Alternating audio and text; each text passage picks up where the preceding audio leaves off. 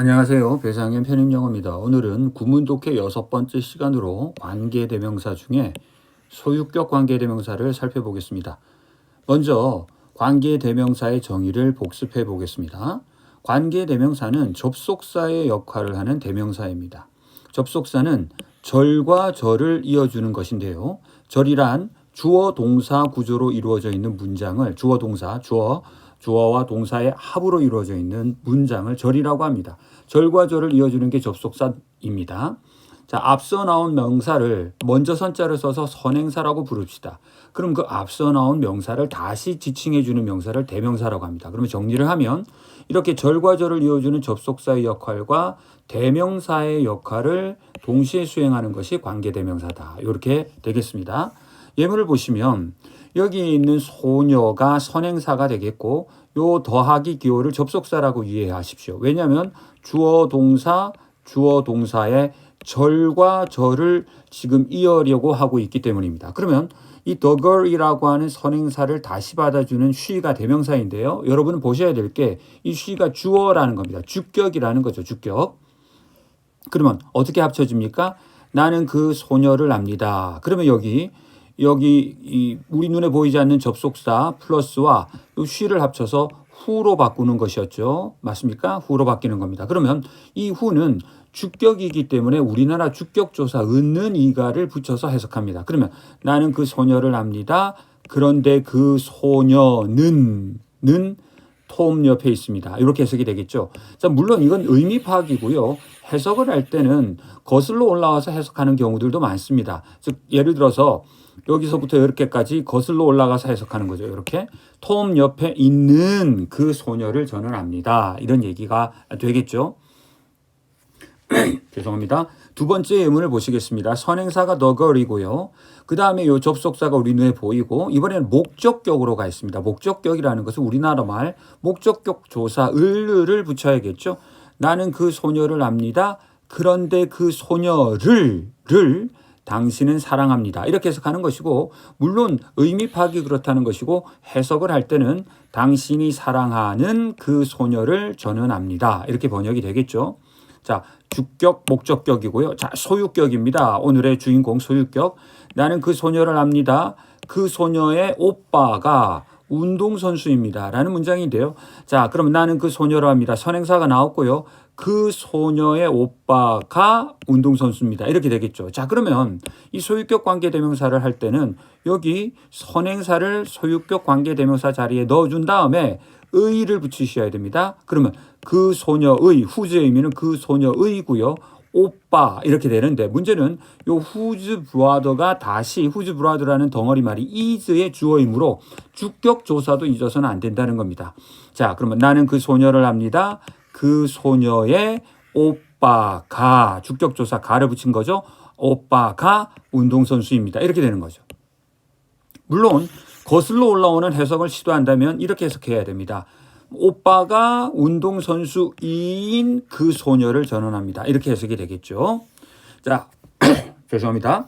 소관대명이라는 말을 꼭 좀 기억해 주셔야 됩니다. 무슨 말인가 하니 이렇게 소유격 관계대명사 다음에는 반드시 명사가 나오기 때문에 요 덩어리 말을 항상 봐야 한다는 거죠. 근데 이 소관대명 덩어리 말이 뒷문장의 주어, 뒷문장의 목적어, 뒷문장 전치사의 목적어가 되는 사례들로 나뉘어집니다. 자, 나는 그 소녀를 압니다. 자, 그런데 접속사 그런데 당신은 그 소녀의 오빠를 사랑합니다. 이렇게 되는 거죠. 그러면 나는 그 소녀를 압니다. 자, 합쳐볼게요. 여기 있는 요 눈에 보이지 않는 접속사와 요 허를 합쳐서 뭘로 바꾼 거예요? whose로 바꾸고요. brother는 달려왔습니다. 그러면 whose brother를 어떻게 해석해야 돼요? 선행사의, 즉 나는 그 소녀를 압니다. 그 선행사 소녀의, 자, 그 다음을 보셔야 돼요. 오빠, 자, 주어가 나와 있잖아요. 그러니까 요 love 타동사의 목적어겠구나라는 생각을 해서 목적격 조사 을을 붙이셔야 됩니다. 자, 해봐요. 나는 그 소녀를 압니다. 그런데 그 소녀의 오빠를 당신은 사랑합니다. 이렇게 되겠죠. 물론 거슬러 올라오는 해석을 시도하면 어떤 소녀가 있는데 그 소녀의 오빠를 당신이 사랑하는 그 소녀를 전언합니다. 이렇게 번역이 되겠죠. 자, 주의하셔야 될 건 이 전치사의 목적어가 되는 경우입니다. 자, 보시면 나는 그 소녀를 압니다. 눈에 보이지 않는 접속사가 만났습니다. 당신은 관심이 있군요. 그 소녀의 오빠에게 관심이 있군요. 자, 그러면 이걸 합치면 나는 그 소녀를 압니다. 자, 그 소녀의 오빠에게가 되는 거죠. 선생님 그걸 어떻게 알아요? 뒤에 전치사 일이 남아있음을 보고 판단하는 겁니다. 자, 그래서 그 소녀의 오빠에게 관심이 있다 이런 말이고, 요 전치사인을 이렇게 앞으로 가져올 수도 있습니다. 그러면 이렇게 끊어볼까요? 이렇게 끊어서 나는 그 소녀를 압니다. 그 소녀의 오빠에게 당신은 관심이 있군요. 이렇게 번역합니다. 자, 이게 지금 기본적인 연습이고요. 예문들을 통해서 살펴보겠습니다. 오로지 두 가지만 기억하시면 됩니다. 소유격 관계대명사인 두 가지만 기억합시다. 자, 소관대명, 소관대명, 소관대명. 즉 소유격 관계대명사 다음에는 명사가 나온다. 그런데 그 해석은 어떻게 하는가? 먼저 선행사를 파악해서 선행사 다음에 소유격이므로 의를 붙이시고요. 그 선행사의 명사, 그 다음에 선행사의 명사라는 요 소관대명 덩어리 말이 뒷문장에서 주어로 사용되는지 목적으로 사용되는지 판단한 다음 그 주격조사를 붙여서 해석하는 거죠. 자, 한번 해볼까요? 그는 어떤 여성과 결혼할 거래요. 자, 그럼 어떻게 돼요? 그 여성의, 자, 뒤를 딱 보니까 뭐예요? 주어가 없잖아요. 주어가 없으니까 주격조사를 붙여야죠. 있는 이가를 붙여야죠. 자, 그는 어떤 여성과 결혼할 예정입니다. 그런데 그 여성의 가족들은 그 결혼할 신랑을 마음에 들어 하지 않는 것 같습니다. 예를 들어서 사위겠죠. 사위. 엄마 아빠가, 이 여성의 엄마 아빠가 사위 될 사람을 마음에 들어 하지 않는 것 같다. 이런 말이죠. 자, 되시겠습니까? 자, 그럼 끊어보세요.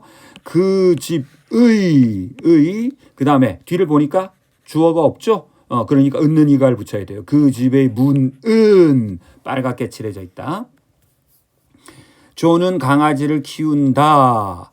그 강아지의 꼬리, 자, 주어, 이세 주어, 꼬리는 까맣다. 이렇게 되겠죠.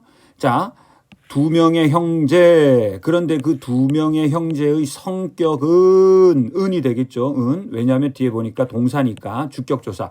완전히 다른데. 이렇게 사비어버브가 되겠죠. 그럼 문장 전체의 주어가 얘가 되고 짝꿍이 되는 동사는 여기. 이렇게 되겠습니다. 자, 또 해볼까요? 그 가족, 선행사죠? 그 가족의 집, 은이죠. 왜? 뒤에 보니까 동사가 나왔잖아요. 그러니까 주격조사, 있는 이가를 붙여야죠. 그 가족의 집은 완전히 파괴되었다. 화재로 전소되었다. 자, 앞에서부터 해석해 볼까요? 마을 사람들은 소매를 걷어붙이고 나섰다. 그 가족을 돕기 위해. 그 가족의 가옥이 완전히 파괴된 불에 의해 이렇게 번역이 되겠죠. 자, 선행사를 먼저 판단합니다. 인터넷 사이트. 그런데 그 인터넷 사이트의 내용은 왜 은이에요? 왜 은 주격조사 붙여야 돼요? 뒤에 동사가 있으니까 주격조사 붙여야죠. 자, 시작. 그 소프트웨어는 걸러냅니다. 인터넷 사이트들을 그 뭐예요? 그 인터넷 사이트의 내용이 아동에게 적합하지 않은. 자, 먼저 선행사를 보죠. 선행사는 누굽니까? 스테이블 바이스클입니다. 그럼 안정된 자전거, 그 안정된 자전거의 바퀴들은이죠. 왜? 뒤에 동사가 나오니까 주격 조사를 붙여야 됩니다. 자, 그럼 한번 앞에서부터 해석해 볼까요? 정치경제학자 벤자민 프리드만은 한 번은 비교했다. 현대 서구 사회를 어디에 비교했다? 비유했다. 안정된 자전거에. 그 안정된 자전거의 바퀴들은 are kept spinning, 계속 굴러가게 된다. 경제 성장에 의해. 이런 의미가 되겠습니다. 자, 선행사를 먼저 보세요. 창의적 근로자들. 그럼 창의적 근로자들의 가장 중요한 자원은, 그렇죠? is가 있으니까 자원은 해석해 볼까요? 자, 가장 명백한 leaning back, 편히 기대어 쉬기의 장점은 바로 창의적 근로자들인데, 그 창의적 근로자들의 가장 중요한 자산은 그들의 시간이다. 특히 방해받지 않는 커다란 시간, 상당히 긴 시간이다. 자, 그는 한 남자이다. 자, 이번에는 목적격입니다. 그 남자의 의견을 왜 그래요? 뒤에 지금 주어가 나와 있잖아요. 그러니까 이 리스펙트 타동사의 목적어니까 목적격을 붙여야죠. 그러니까 그는 한 남자이다. 그 남자의 의견을 내가 요 주어 내가 존중하는 이런 말이죠. 자, 예술가 그 예술가의 작품을 내가 정말 찬탄하는 이런 말이 되겠죠. 자, 선행사를 항상 확인해 보세요. 근로자 그 근로자들의 삶을 그 다큐멘터리가 묘사했다. 자, 앞에서부터 해석하면 그 다큐멘터리는 많은 악감정을 불러일으켰다. not least 특히 근로자들 사이에 그 근로자들의 삶을 그 다큐멘터리가 묘사했었던. 자, 선행사를 보시면 회사 그 회사의 제품들을 신뢰하다의 목적어죠. 내가 신뢰하는. 자, 나는 accountant anywhere 회계사로 일하고 싶었습니다. 나는 어디서든 일할 수 있지만 그래도 더 일을 하고 싶군요. 그 회사의 제품들을 내가 신뢰하는 그러한 회사에서 일하고 싶습니다. 자, 왕. 자, 이번엔 전치사의 목적어입니다. 그 왕의 대의 명분을 위해 그 명분에 이는 안에 위해 이런 말이죠.